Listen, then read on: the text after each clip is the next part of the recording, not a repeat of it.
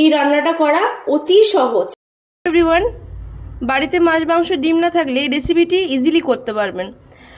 এক হলো মসুরি ডাল রয়েছে, ভীষণ পরিমাণে প্রোটিন। এই রান্নাটা কী করে করতে হয় সেই ভিডিওটি সম্পূর্ণ আপনাদের সঙ্গে শেয়ার করব। যারা স্টুডেন্ট আছেন বা কর্মসূত্রের জন্য বাইরে থাকেন, বাড়ির বাইরে, তারা এই রান্নাটি ইজিলি করতে পারবেন। আর এই রান্নাটা খেতেও খুব টেস্টি হয়, খুব অল্প তেল মশলাতে হয়। চলুন ভিডিওটি শুরু করা যাক। আমি রাতে ভিজিয়ে রেখেছিলাম মসুরির ডাল, এটা আমি ফ্রিজে রেখেছিলাম। বাইরে রাখলে একটু গন্ধ হয়ে যায়, তো আপনারা জল দিয়ে ভিজিয়ে ফ্রিজে রেখে দেবেন, দেখবেন মসুরি ডালটা ভালো ভেজানো হয়ে যায়। শুধু জাস্ট মসুরি ডালটাকে ছেঁকে নিয়ে মিক্সার গ্রাইন্ডারে দিয়ে দিয়েছি। এবার এটা পেস্ট করব।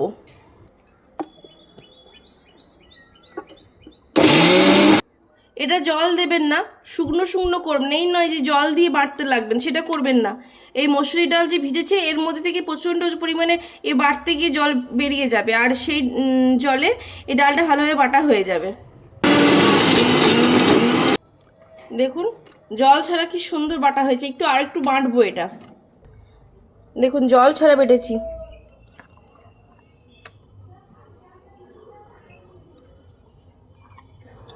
এক ফোঁটা জল দেবেন না।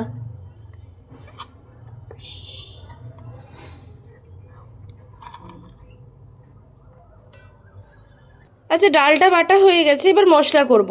এবার আমি জিরে দেবো, অল্প জিরে দেবো, অল্প ধনে দেবো,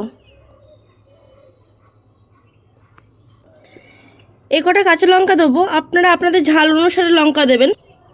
আর তার সাথে দেবো একটু গোলমরিচ। এই পরিমাণে আদা দেবো, এই পরিমাণে রসুন দেব, ছোট মাঝারি সাইজের একটা এই পেঁয়াজটুকু কেটে দিয়ে দেবো এর সঙ্গে। আপনাদের যেমন তরকারি করবেন সেই অনুযায়ী মশলা দেবেন। আমাদের জাস্ট একবেলা তরকারি হবে, অল্প মশলা দিয়ে করব। সামান্য পরিমাণে জল দিয়ে মশলাটাকে এবার বেটে নেব। মসুরি ডালটাকে একটু নুন দিয়ে ভালোভাবে ফেটিয়ে নেবেন। ভালো করে ফেটিয়ে নিলে বড়াগুলো খুব নরম হবে। কড়াইয়ে খুব অল্প তেল দিয়েছি, এই কারণেই যে বেশি তেল দিলে এই বড়াগুলো খেতে ভালো লাগে না। অল্প তেল দিয়ে বড়াগুলোকে জাস্ট এইভাবে সেকে নিয়ে যে বড়াগুলো রেডি হয় অল্প তেলে, সেইভাবে রেডি করে নেবেন। আমাদের বেশি তেল দিয়ে বড়াগুলো ভেজে তরকারির মধ্যে দিলে আমাদের পছন্দ হয় না। আপনারা যদি বলেন বেশি তেল দিয়ে করব, সেক্ষেত্রে আপনারা করে খেতে পারেন। সেটা কতটা টেস্টি হবে সেটা বলতে পারবো না, তবে যেভাবে আমি করছি এভাবে করলে তরকারি অবশ্যই টেস্টি হবে।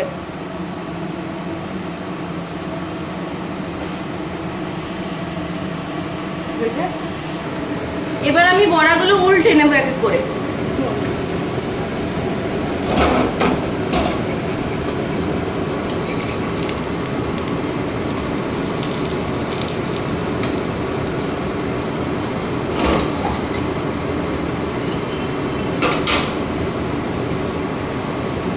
বড়াগুলো আমার ভাজা হয়ে গেছে, এরকম অবস্থাতে নামিয়ে নেব।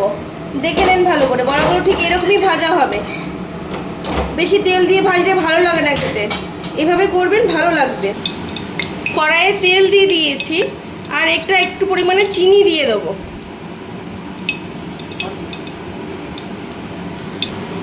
চিনিটাকে এরকম অবস্থায় যখন তেলে দেওয়ার পর পুড়ে আসবে, তখন এই 5 ফোড়নটুকু দিয়ে দেবো।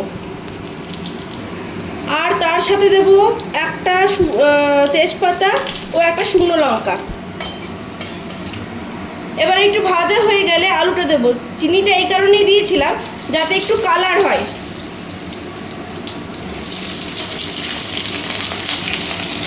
এবার আলুগুলোকে লাল করে ভালোভাবে ভেজে নেব।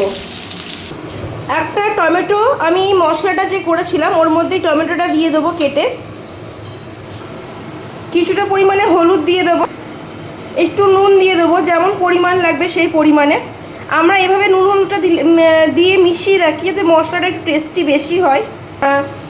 টেস্টি না, মানে মশলাটা যাতে ভালো ম্যারিনেট হয়। আর 1 চামচ মতো আপনি লঙ্কা গুঁড়ো, ওই রেড 1 চামচ লঙ্কা গুঁড়ো দিয়ে দেবো। গ্যাসের ফ্লেম লো থাকবে, একদম লোতে রাখবো, এবং আলুটা ভালোভাবে লাল করে ভেজে নেব। আলুটা এরকম লাল লাল করে ভেজে নেবেন। এরপর যে মশলাটা করে রেখেছিলাম সেই মশলাটা দিয়ে দেবো। মশলাটা দিয়ে ভালো করে কষবো।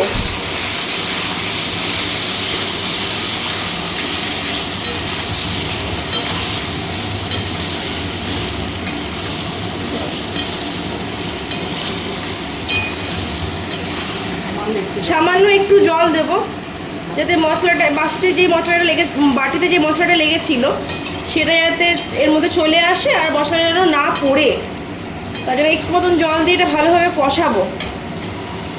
আচ্ছা, আমার একটু বলতে ভুল হয়েছিল, এই মশলাটা পরে যে লেগেছিল বাটিতে সেটা দিলে আপনার একটু পরে গন্ধ দিতে পারে, একটু কাঁচা কাঁচা গন্ধ উঠতে পারে। আর পুরোটাই করব লো ফ্লেমে, একদম গ্যাসটা কমিয়ে দেওয়া থাকবে।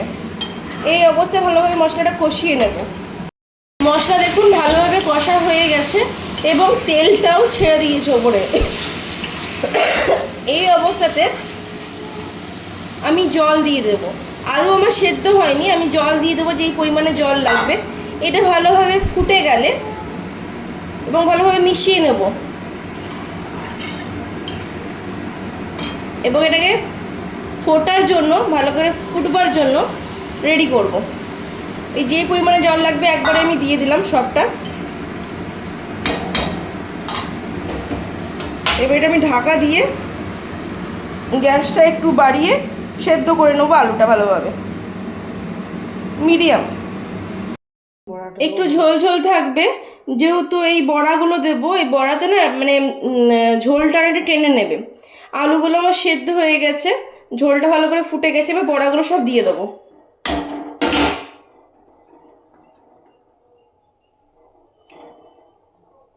এটা ভালোভাবে ফুটিয়ে নিয়ে ফুটে গেলে নামিয়ে নেবেন। একদম গা মাখা মাখা হবে। এই যে ঝোলটা দেখছেন এটা পুরোটা মানে এই ঝোলটা পুরোটা বড়াটা টেনে নেবে।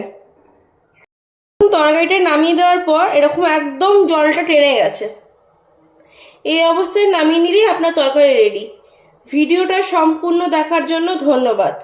বাড়িতে মাছ মাংস না থাকলেও এই রান্নাটা করা অতি সহজ।